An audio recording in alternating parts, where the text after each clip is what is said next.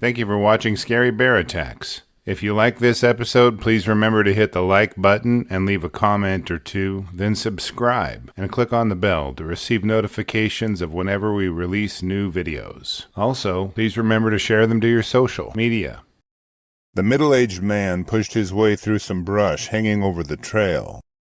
The sunshine radiated through the forest canopy, pushing the heat of the early morning through the trees and chasing away the chill brought by the night. As he stepped along the trail, he began to hear a rhythmic thumping and the sound of brush parting a few yards away from him. Glancing in the direction of the noise, he was alarmed to see a very large grizzly bear standing a foot taller than the surrounding brush at his shoulder. Hoping he hadn't been noticed, and that the bear might walk by without incident, the man froze in place and tried to remain calm.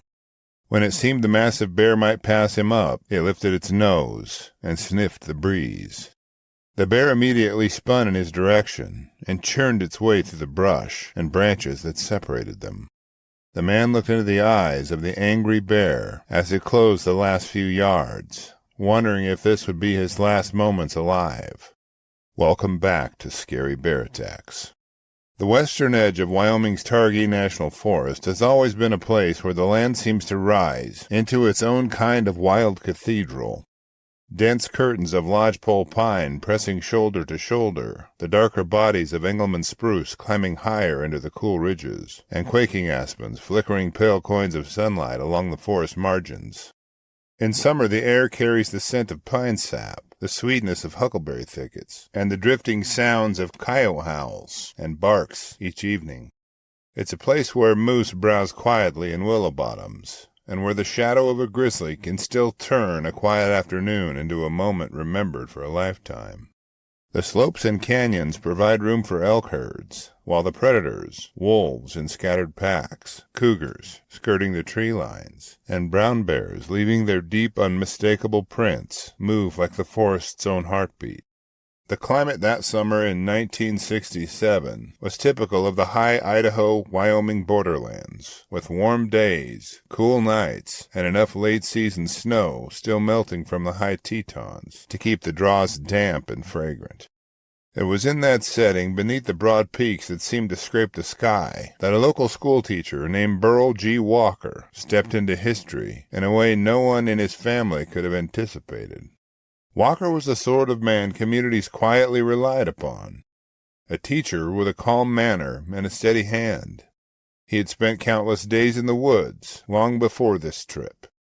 On that particular day he was hiking with his nephew and a friend, enjoying what should have been a carefree outing in a region he knew well. He carried no firearm. Bear spray as we know it today did not yet exist. What he had was the same equipment most hikers carried then, a pack, a canteen, and the belief that experience and awareness were usually enough. His nephew and the nephew's friend, both young men, both outdoors comfortable, had joined him for what should have been little more than a ramble beneath the tall pines. They were not expecting trouble. They were certainly not expecting a grizzly. Grizzly bears in this part of the greater Yellowstone region had already endured decades of shifting human expectations by the time that day arrived. Throughout the mid-19th century and into the early 20th century, habitat loss, unregulated hunting, and predator control campaigns had pushed grizzlies into smaller and smaller pockets of wilderness. By the 1960s, the bears that remained often lived under environmental pressures that shaped their movements, late springs that delayed green-up, inconsistent berry crops, occasional droughts, and the predictable rise and fall of white bark pine cone production. All of these factors influenced how widely a bear had to travel to find enough calories to survive, especially in midsummer, when mothers with cubs roamed widely, and boars competed for food and breeding rights. This background created circumstances where human-bear encounters were not common, but were also not unpredictable. Warm summers, abundant hikers, and food pressures could place a grizzly exactly where no one expected it to be. That was certainly the case on the day Walker stepped through a patch of timber and inadvertently crossed into the path of an animal already on the edge. The forest was still except for the low ticking of grasshoppers and the soft wind in the spruce tops. As Walker moved down the trail, a movement ahead caught his attention. An abrupt shift of shadow, the heavy thump of something large turning in the brush, and then the unmistakable sight of a grizzly bear shouldering through the vegetation. Something about the situation triggered the bear's defensive instinct immediately. Whether Walker walked too close to a bedding site, or whether the bear had been feeding on something hidden in the undergrowth, the animal charged with terrifying speed. There was no bluff, no hesitation. The impact threw Walker to the ground as the bear clamped its jaws around him. The weight, the hot breath, the sudden understanding that he was pinned beneath one of the most powerful predators on the continent, all of it arrived in the same devastating second. The bear's teeth tore into him as it mauled, the forest erupting into shouts from the two young men who witnessed the attack. In those moments of chaos, Walker's nephew and his friend made a decision that most people hope they never have to make. Instead of running, instead of freezing in fear, they acted. Knowing that Walker's only chance was to draw the bear away, they shouted, threw objects, and moved deliberately to redirect the animal's attention. Any misstep could have turned the grizzly on them, but their plan worked. The bear, distracted, frustrated, and deep in its defensive state, turned from the wounded teacher and followed the movement of the two young men as they lured it away.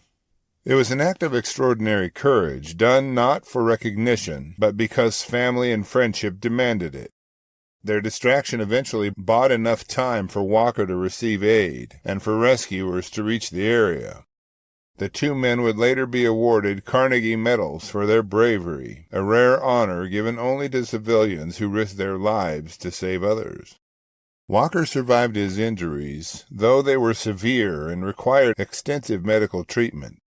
The scars he carried afterward told the sort of story that would last the rest of his life, but his survival was nothing short of remarkable, given the nature of the attack.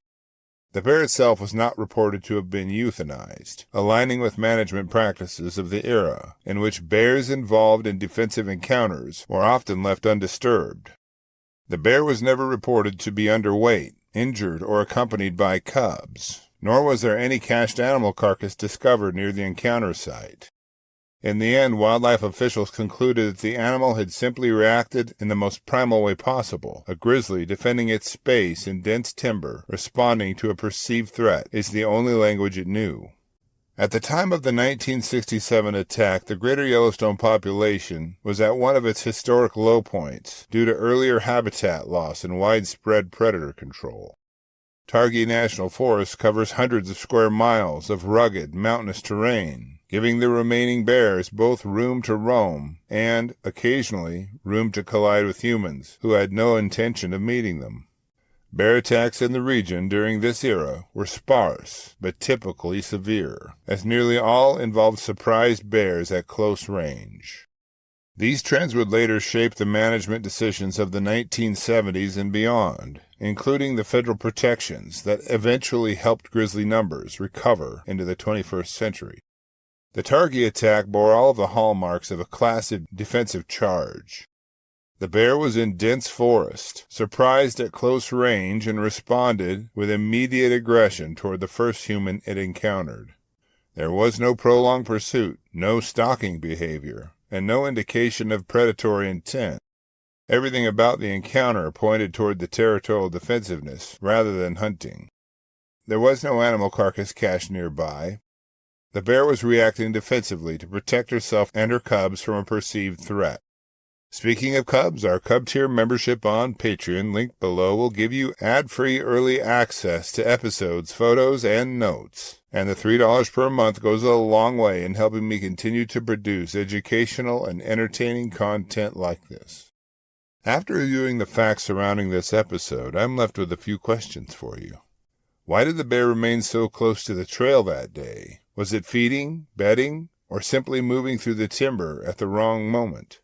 How many similar incidents have gone unrecorded because the humans involved walked away without serious injury?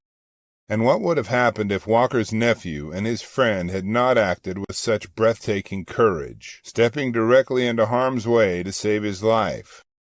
I will gladly read and reply to your thoughts, so post them in the comment section below, and let's talk about it. Thank you for watching Scary Bear Attacks. If you've enjoyed this episode, please consider clicking on the like button and clicking on the bell icon. We'll help you know when we post our new episodes.